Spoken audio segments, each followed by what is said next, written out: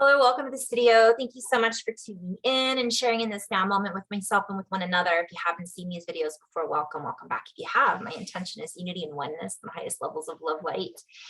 It's been a minute since I've been doing videos. I've been traveling a lot and writing a lot and doing some sessions and really just honing in on a particular energy that I'm in the process of co-creating with. So this video is made with the intention of just going into some flow where I just kind of allow information from my higher self to stream through. In addition to that, I'd like to just share a couple of things I've been experiencing along with these energies. So happy Lion's Gate, we've been in it. And sometimes we have a tendency to think that when these portals are open, so it's 8/8 as I'm filming this, recording, so to speak, in the record. Oh my goodness, it's one of those energy days. That's it. We lost our opportunity to tune into that energy. But as I share with you this information, I am connected into the portal. I am connected into the network. I am connecting into this 8/8 energy, which for me is like a double creation timestamp. It's this flow of just extreme ports or connectors into multiple nodes or networks within the body. But when I say the body, I also hear the human body, which brings me into human, the many, the mani, the mana that we are all connected into. So, and another word that comes through is the milk, the mother's milk, the Milky Way, right? And so a lot of these energies that we're feeling are a multidimensional quantum frequency exchange. So we're constantly exchanging frequencies with the earth and with the planets and with all things, so to speak, electrically, magnetically, toroidally, right? And so one of the things that I've been invited to do whenever it comes around these, whenever these portals are activated or whenever the frequencies are strong like this, is just to open. So I visualize myself connecting to the earth, and I do this physically, feet on the ground, and I literally visualize all of my pores in my body, in my cells, in my skin, my organs, and chakra systems, and layers of my energy field opening. Once I connect in with source frequency through my intention, creator of my soul, however we want to label it, that energy that runs through all things. And I literally visualize myself opening like a flower, but it's more of a geometric diamond kind of light opening. And I'm just absorbing all of that. And as I do this, I tend to see things. So I do this when I do sessions with people. I can see different. When I say things, I'm hearing, what's that? I drink and I know things. You guys ever watched Game of Thrones? It's like you're drinking in the energy that is quantum, that is connected to the source that we're all plugged into. You know, we all each hold different abutments, different frequencies, different adjustments, different combination keys and codes that make us individual and beautifully dielectric. And so it's different levels of that. So as we tune into this quantum exchange, we're exchanging this information, these light waves or particles, it accelerates our electricity, it accelerates our magnetism, it accelerates our knowingness. And then in that moment, we can make almost immediate adjustments to our form and to the information that we've held within our own complexities. And so this can be memories about this lifetime. It can be emotions maybe we haven't processed. It can be ahas or recognitions about relationships, about habit patterns within ourselves. But we can also go beyond that. Not that there's anything more important than that right now, because this is about us knowing thyself. But for others, it's also knowing thyself beyond just this lifetime. So sometimes we will see things that are associated with parallel realities, with future or past timelines, so to speak, or wavelengths. We may be able to connect in with a loved one who has been on this earth before. It's basically a corridor of many doors and many different nodes or attachments on a crystal lattice work of it within our Milky Way galaxy, which is galactic sea, which is a sea or ocean of galactic resonance, residue, plasma. I'm thinking of Slimer from Ghostbusters. It is a portation. So we have these ports and we're able to really zoom in by zooming out, and our tree hooks up with these other nodes or patterns. And we then begin to recognize that and hum, H-U-M, within our own lattice work. And the milk, the mother's milk, the nectar, then is activated as a cellular or chemical resonance or response to this particle or particular port acceleration of our circuitry motherboard. And I'm kind of talking in flow and a little bit in code, but within these words holds a framework. And within our bodies hold a frame, within our skin suit, a technological land-based frequency set that essentially comes more online, the more we open to these frequencies coming in. So a lot of people have this tendency to think that a kundalini activation looks a certain way or feels a certain way. And from my exploration of it, it's different for everyone. For some people, it starts at the base of the spine. For some people, it starts in the pineal gland. For some people, it starts in the heart. And I can already hear the beings out there who might hear this in the future and say, well, that's wrong. Or that isn't exactly what that is. And I'm being called to remind everyone that as each of us shares on our own platforms of communication, we are, as I am right now, communicating in my own way what I'm experiencing. So this is not necessarily meant to be taken as a literal linear confirmation of what is. It is merely my own observation by staying in alignment and attunement with my own materialization of my reality, if that makes sense. And so we're called to be more and more open to our brothers and sisters' experiences, which helps us not to limit our own experiences, but us having a perspective around what that experience should look like or sound like or feel like isn't wrong.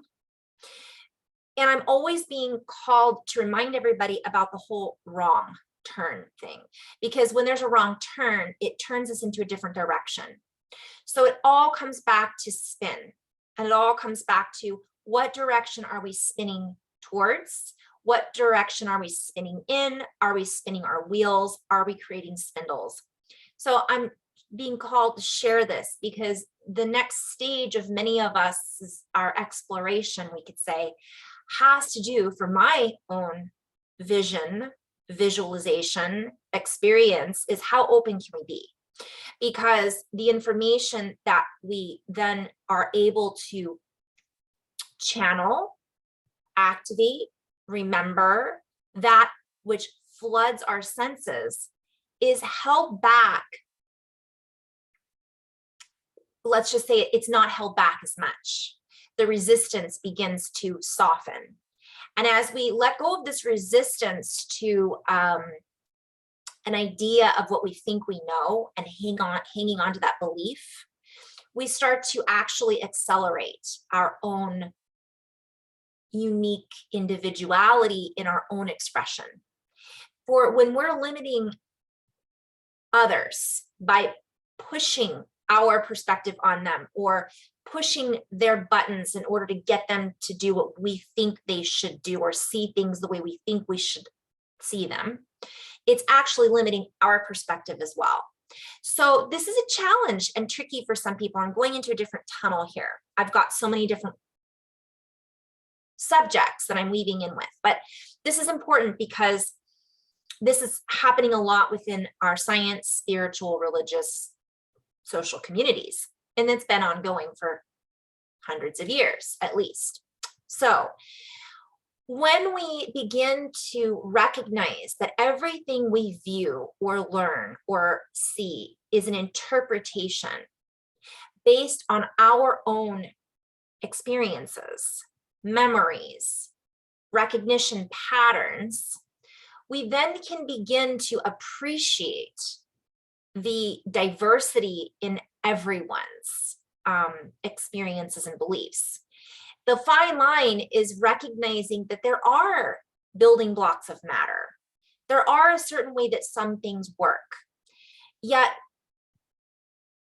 from that baseline, being able to explore and reroute where some of those beliefs may be originated from, and begin to recognize that there are certain patterns that we're picking up on now that were unmagnified before. So maybe they were already there, but we were unable to view them because we had linearized our capacity for knowledge so much, based it on a certain timeline. This is how, that was our baseline. That makes sense. And I'm kind of going into a multi-dimensional representation of what this is. In a nutshell, the more open-hearted we are, the more we receive. And the more we are then able to give as far as information. Yet there is this idea, and I'm being called to go into the kundalini experience. There's this idea, for example, of kundalini being tantric, or it has to do with sexuality. And that may be true for some people, but that isn't true for everyone. But from another perspective, our sexuality and sensuality, well, not exactly the same, but intimately interwoven together, it's important to recognize that that looks different for everyone. Some people find and also recognize that it doesn't have to be attached to this old paradigm of what that means. What does that mean for us? And we're being constantly invited to go back and ask ourselves, well, how do I feel about that now versus how I felt about that 5 weeks ago? So what I've been shown is that there are more and more people who are activating this deeper, we can either have it be sapphiric, sapphiric, the sapphire, or sophomoric. We can either continue to take it back to sophomore version of us, or to soften into more of the sapphire that is coming up from our true inner golden lit child. So for those of you who are in this flow will get what I'm talking about, but let me break it down a little bit. As we activate these higher codes of knowingness, we're being called to be mature about this. We're being called to allow this to ripen, to allow ourselves to flower with grace, to allow ourselves to bloom and not hold back the bloom, right? But also not holding back others and the way that they're blooming, because we're all different flowers. We hold different patterns, shapes, geometries, scents. We attract different, I'm being shown like the trees in Africa that emit a certain scent so that the giraffes won't continue to eat them all. Like there's pheromones that we each have. And we have to be, the wrong word is have to, but we have this within us to have and to hold ourselves accountable for our selves, our know thyself, our higher self. We're being called and invited to be that support for ourselves and to not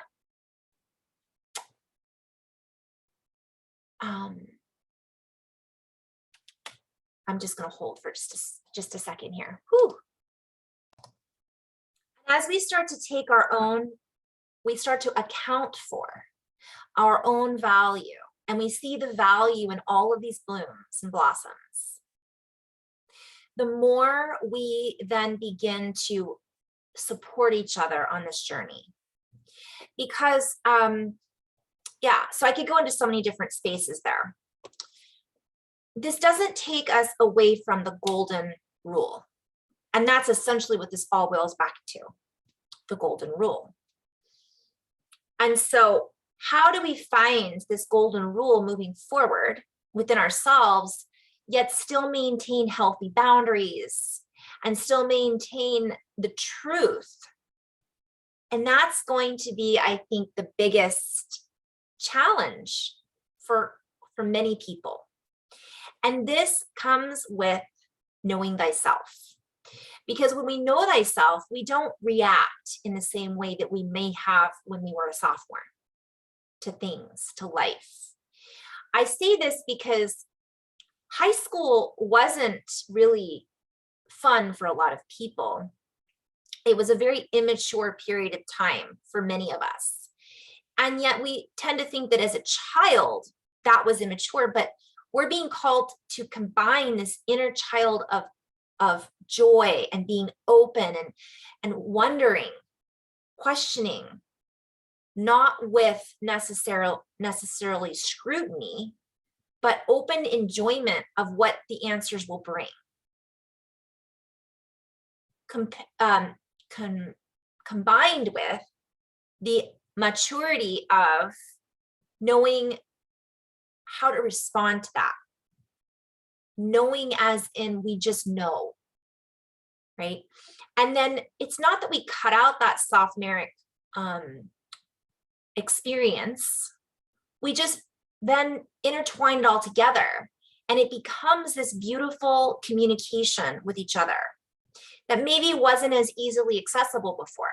We might find that communication for some of us becomes so much easier moving forward because there's a lot of unsaid things that, or unspoken, that are starting to come up from us sharing within this energy spectrum, within this energy field, within this field of quantum exchange, spooky at a distance, entanglement, wave exchange. So that's something else that can happen during these beautiful portals. So this is something else that's being activated within us. Getting outside, tuning into the earth, anywhere that you feel called to tune into. It might be that area of the earth is calling up a memory that's held within your own memory cellular recognition of the DNA of the ancestral lineages that many of us are very connected to, knowingly or unknowingly. This can be earth or galactic or whatever we want to label it as, star seeds, plant medicine, crystals. I've been really tuning into the mycelium network again with the spores and the mushrooms on earth. I've been tuning in with the aurora colors and fields around the earth and the volcanoes on the earth. I'm just sharing, this is what's been coming in for me. What I was also shown that's happening, and I actually had mentioned this to my friend, Candace, and she's like, I was writing about that a year ago, and I was trying to remember the flow that we had been in. So I'm going to just say that what I keep being shown are these spindles within the heart that are essentially being activated. They're like these little tiny hairs that are, for whatever reason, have been unnoticed before by the medical community, or they haven't been talked about. They haven't been spoken about because people didn't know really what to do with them, as a lot of the science that has been put on a shelf because it didn't quite match the puzzle pieces. I keep being shown a fractal where the pieces aren't exactly matched, but they still somehow fit together. And there were holes in the stories before. That's going to start coming out a lot more. Those gaps are going to be filled with information. When I say that, I see dust particles, which is dark matter, which isn't dark matter. It's actually just the fluid in which all pieces of the puzzle are held together from my perspective. And within that fluid holds quantum information and information isn't the right word, but that's what I'm being shown. So what happens is these heart hairs, we'll call them, I was shown that they're really they were wrapped up really, really tight, and they're starting to grow like these tiny little fibers on some people. When those heart hairs expand, it's literally tickling the ventricles of the, I'm hearing so much, the arteries, the arteries, the fire, right, in the heart. And it creates a singing, which is those heart cords, the cords of the heart. It creates a song inside of the heart that is being raised right now. The hairs are being raised, and it's creating a fire within the network of those of us that have activated this gene. Now, I'm not saying that this is a genetic thing. I don't know. I'm just sharing what information is coming through to me. And I'm just hearing the singing of the heartstrings. So what happens is it creates a sound that literally lights up the grid. The grid, I will say for this particular message, is us. So we're literally activating a charge. We could call it the 100th monkey. It's not the same thing, but it can be very similar. So as these little hairs unwind, or the correct word is unfurl, they create a stimulation within the network of humans. It's a new sound, and we're humming it. And this hum is a vibration, and the earth is also doing this. So this is another message that came through, and I'm just sharing as I go. So in order to release those spindles, I'm hearing it's fire in the blood, right? It's, so we could call it coherence. If you haven't looked up Dan Winter's work, I highly recommend that you do that, fractalfield.com. I haven't even gone into that website. It's so confusing, but I have dipped in and out quite a lot, and it's always validation for what I'm seeing, esoterically or etherically or whatever we want to label it as, quantumly. So you might feel heart flutters. You might feel emotional at times. There may be this overwhelming sense of love that we feel for another person that maybe we've never even met before. So I'm being called to go back. I've gone into so many different fields, but called back into the kundalini activation. I might be doing a class eventually down the road on this, because it's something that I'm very drawn to. But essentially, there are certain people that might be coming into our path who have this open heart sensor, and we're all of a sudden pinging off each other in such a magical way that it can be very overstimulating for the senses. So I'm called to share this with you guys because I know I'm not the only one who's experienced this. And this is where our maturity is important, because sometimes we can get confused about kundalini versus sexuality. For example, I'm giving that as an example because the way that we've been taught is to intertwine the two. If you're feeling this way, it must be because you're sexually attracted to someone. And I'm just going there. I'm just going there because it's important to talk about. That isn't necessarily what it is.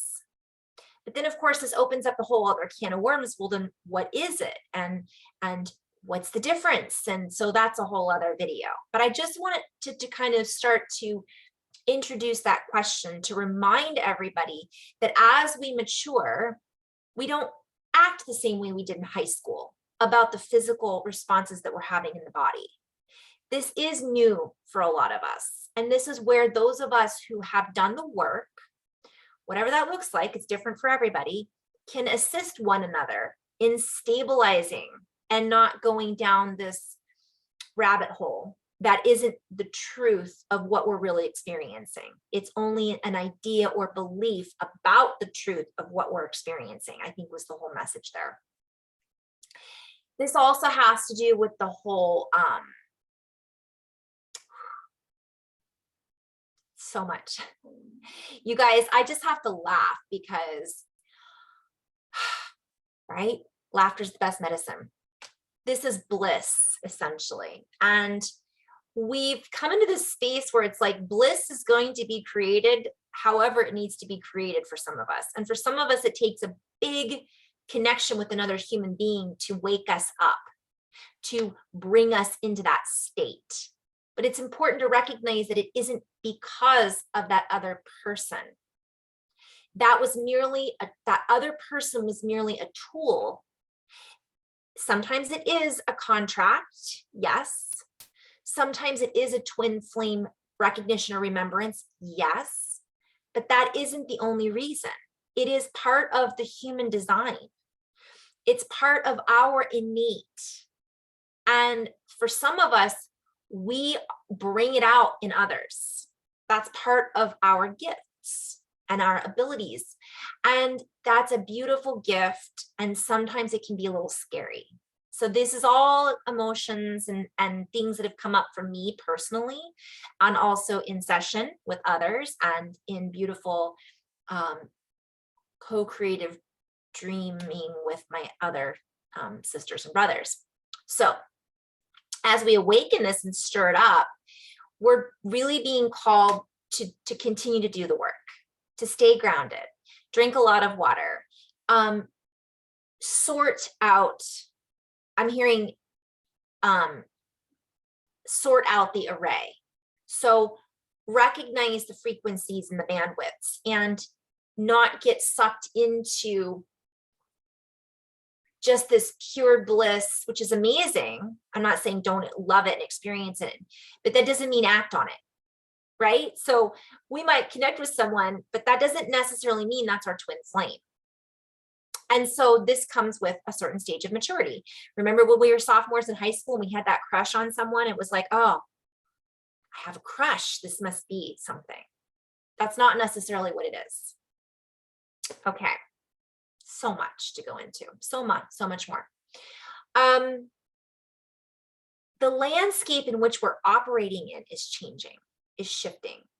And when I say landscape, that I have so much more that I can play with on that.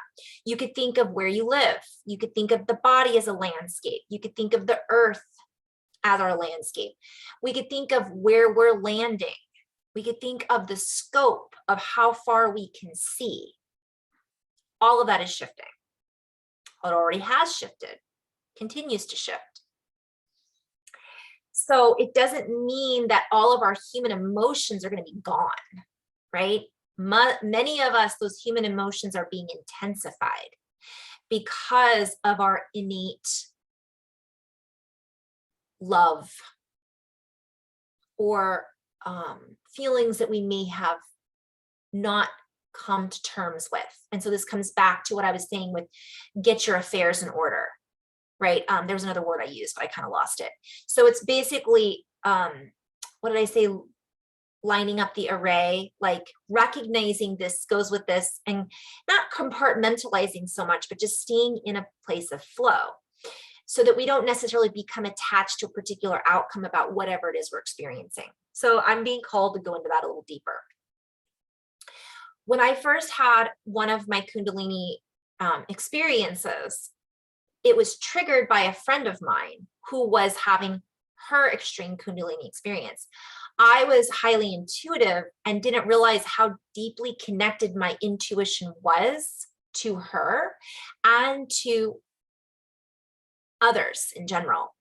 And that experience by her, me being able to see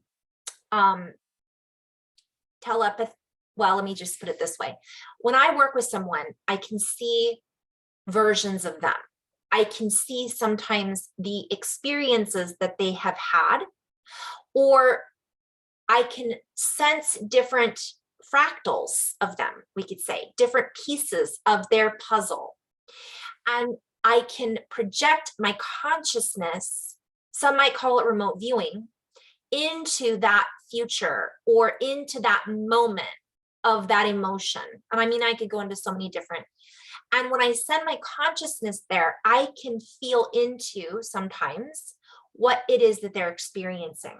And that allows me to give them validation, give them visualization, give words to their experience, or ask the questions that help open them up to what it is that they are maybe avoiding, not seeing, unable to express, etc., etc., etc. And so in this particular example that I'm using, I felt the experience that my friend was going through. And it activated me even more than what I was already experiencing. And it put me into a very, we could call it spontaneous, yet there was some intention behind it. And this is why it's so important that I'm sharing this with you guys. It's important for us to notice where we're projecting our consciousness. If we're projecting our consciousness into places and spaces that are not heightening our bliss, then we are not heightening our bliss, right? That's where curiosity can be very important, but there becomes a difference between curiosity and focused intent. So when we're curious about something, if it isn't furthering our consciousness or creating an expansive field, then that's where curiosity killed the cat. And I hear Schrodinger's cat. Like, that's a whole other video. But it essentially, curiosity killed the cat because it was playing with something that it didn't need to play with, right? But I also see the cat's eye. Like, it closes us off sometimes and puts us down a portal that isn't wrong, but it isn't necessarily expansive. So back to this whole experience that many of us are having, these activations, really important to use our discernment about where we are projecting our consciousness, our intention and focus. Where attention goes, energy flows, literally. So back to my friend and this, so I got it. I knew what she was going through. Not only that, I play with words. So I could quantumly see from the words and the spin of the letter geometry and the encodements for that offered for me, a way to interpret her experience to help keep her from floating away, perhaps. Guys, this is important because if we're not doing the work and we have a spontaneous kundalini activation, it can throw us over the edge. It can literally put us in a place where we don't come out of it when we could or should. Let me rephrase that. For example, she activated me further into my kundalini experience just from this spooky action, our waves connecting. We're soul sisters. So we did have a connection on a deeper level. However, once I got into that spin, I really had to use my discernment to differentiate, that's a play on words, between reality and reality, between linearity and quantum, parallel timelines and this timeline, multiple dimensions, and the main dimension that I was agreeing to play in physically, right? Because it literally does, my friends Candace and Jess and I have talked about this, becomes pixelated. And you can become so pixelated that it's hard to see the picture come together because we see all these pieces and particles floating around and it's like, oh, what's over here? What's over here? And we can go anywhere. But that doesn't necessarily mean that's good for us all the time, right? We don't want to stay pixelated all the time. We have family and friends and loved ones and a physical body to attend to. And we came here on earth at this now moment for a reason. Maybe becoming pixelated was part of that. But if we were meant to stay that way, we wouldn't be necessarily in a human body on earth right now, if that makes sense. So this is all part of our maturity. This is all part of our discernment. This is all part of our ability to hold coherence. And then this allows us to merge all of those pixels and see the picture while we zoom out, yet stay centered within our own gravity, so to speak, within our own spin, and not get so spun out that we splatter everywhere like paint. So this is where the human, we're pulling together that charge and all those colors of the rainbow, and we're merging it into this particular skin suit in this particular lifetime, in this particular stage, we'll say. And that's a play on words as well. Okay. So when I had this experience with my friend, it threw me into a spin, and it really threw her into a spin. And so we spoke back and forth, and my intention was to keep her as grounded as I could, yet at the same time recognize that it was not my responsibility to do that for her. And this is where coming back into our own sovereignty and recognizing that no one else is here to save us. That person might activate kundalini within us, but that doesn't mean that that has to be the person we spend the rest of our lives with, or that has to be our twin flame, or like what I was saying earlier. It's, again, that's where our boundaries become important. And it's not the old concept of boundaries. It's a new concept of boundaries. Everything's new, you guys. It's fascinating. Okay, so we have that potential of activating that within others. And I want to also, what I was reminded about was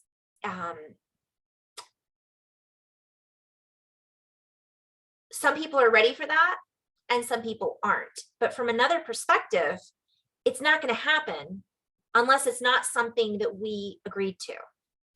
So technically, if we're making an agreement to it, ready or not, here I come, I'm gonna find you. It's that wave. It's like, here it is, it's coming, whether you're ready or not. So it's like, get ready as best we can. We're gonna have moments where we got to pick ourselves back up and pull our pixels back together and move stuff around that maybe ended up over here. That's just part of this journey from my perspective. Okay. I just went into so many different layers. I'm not sure where else to go. So let me just end with a little bit more flow. I gave an example of the kundalini activation that we're stirring up within each other. But also I'm being called to share with everyone, there's not a requirement to have it activated by someone else. This is totally doable on our own. And again, this comes with us doing the work, and sometimes it just happens and we don't know why. But breathing, grounding, drinking water, and reaching out for support can be very helpful to get us through that massive awakening. Being called to talk about some of the physical symptoms. Tingling in the spine, electrical impulses, flashing behind the eyes, kind of a oil at the top of the mouth, where you put your tongue to the roof of the mouth that might taste like an oily sensation. Smells might become super strong. Strange smells might just come out of nowhere. We might start to see or experience time differently. I mean, there's so many different things. Again, it's a unique to the individual what happens when this kundalini. For some people, it starts with the heart. I said this earlier. Others, it starts with the tailbone. The whole body can shake, or it can feel like a wave. Lots of different things can happen. All right. I hope that some of this has been maybe helpful for somebody watching this, is like, oh my gosh, I've been experiencing that, or, oh, this is what happens when I get together with that friend, or, oh, now I understand, you know. So these are all things that are important to talk about. Okay, what else? The heart. Again, a lot of this that I'm sharing, I've written about. So it's in my writings in code. And again, the code are letter spins, vocabulary geometries that stimulate the senses, keys for combination locks, so to speak. All right, so I'm going to end on that note, and then I'm just going to do a part 2 video with just a little flow. So thank you guys so much for tuning in. you know, hang in there. This is, things are speeding up. Things are faster. Knowledge is coming faster. Questions are getting answered faster. Things are starting to deconstruct faster. So this can be overwhelming. In addition to the activations and the remembering and the ahas and the clarity and then the confusion that then all of a sudden it's like, wait a minute, I was so confused. What happened? I mean, it's literally, and so patience with ourselves, with our environment, with one another is so important. And remembering more often than not, this too shall pass. And so I have had these moments lately where I'm just in it. I sit and I'm like, why am I feeling this wave of density, heaviness, stagnation? And then as soon as I put myself in the recognition that that's what I'm experiencing, or it might be not even what I'm really experiencing. It may not be the truth of what I'm experiencing. It might be that that's my opinion of what it is that I'm experiencing. And what I'm really experiencing is an in-between cycle where I'm shifting. So again, getting out of judgment and labels about it is so key from my perspective. And somebody else might be experiencing that. They might be sharing that experience online in social media. And so this is where I go back to the beginning of the message, or the middle of the message, about letting other people bloom. Because sometimes people need to go through that stage, not a judgment or a hierarchy thing. You know, we might be going through that same stage next month in a completely different way, in a relationship, with a coworker, with ourselves, you know, whatever it might be. So again, it's that compassion is the compression that we need in order to squeeze out all the stuff that is keeping us held within a composure that no longer fits the composition that we are writing, literally the wave that we're writing and the programming that we're overwriting. We're writing a new program. So it just doesn't fit the old book, the old tablet, right? The stone tablet. We're moving into fluidity that many of us aren't used to. So, patience. In love and light, guys, thank you so much for tuning in. Namaste.